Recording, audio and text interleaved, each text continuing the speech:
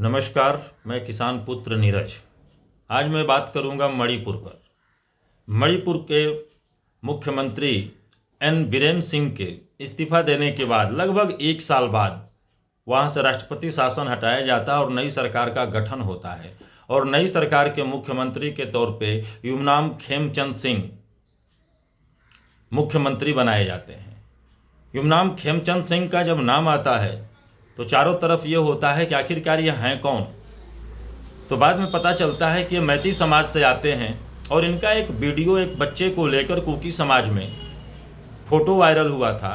तब यह बताया जाने लगा था कि यह जो है खेमचंद सिंह मैती समाज के होते हुए भी कुकी समाज में अच्छे संबंध और व्यवहार रखकर चलते हैं और ये भाजपा के अच्छे नेता भी हैं और संघ से भी संबंधित है। तमाम चीज़ें चलती रही क्योंकि जो भी बनाया जाता है उसके बारे में अच्छी अच्छी चीज़ें बताई ही जाती है, यह कोई अतिशयोक्ति नहीं होती है। ठीक, लेकिन कल गुरुवार को शाम 6 बजे चुरा चांदपुर जो जगह है मणिपुर में, वहाँ पर हंगामा हो जाता है, दंगा की शुरुआत हो जाता है।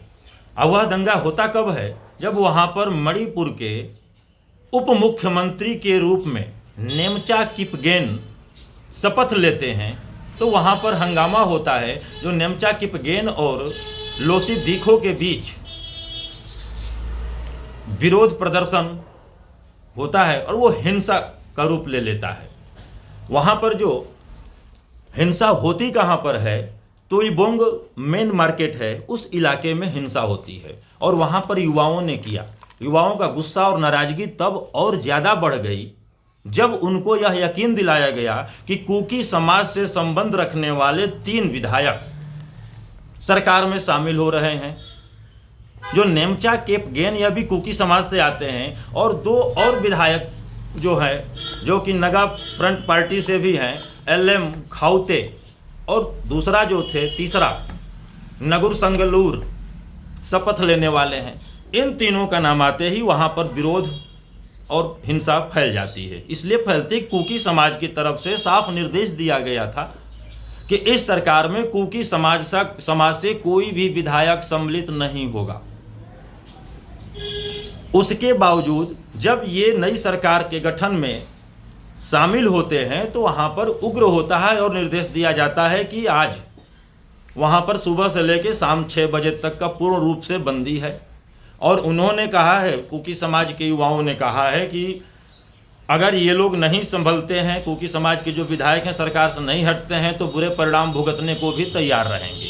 अब बात ये आती है कि कुकी समाज और मैती समाज के बीच में ही वहाँ पर हिंसा हुई थी, हजारों हजार की संख्या में मौतें भी हुई थी। वहाँ से लोग घर छोड़ने को भी विवश हो गए थे और पूरा लगभग 2 साल नॉर्मल माहौल, साधारण माहौल करने में लग गया।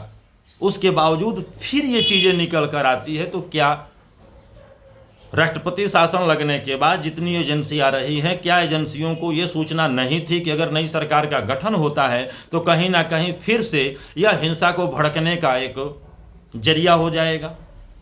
या कुकी समाज और मैती समाज जो आपस में एक दूसरे के खून के प्यासे बने हुए थे, क्या वो दोनों एक हो गए? नहीं हो पाए।